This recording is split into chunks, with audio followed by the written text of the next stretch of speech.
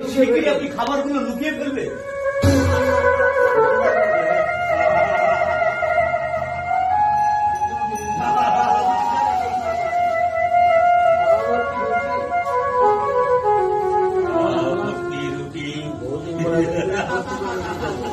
বহুদিন পর আমি পেট ভর্তি রুটি খাবো,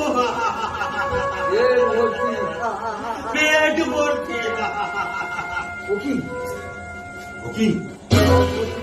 গিলাস ভর্তি জল তরল অমৃত,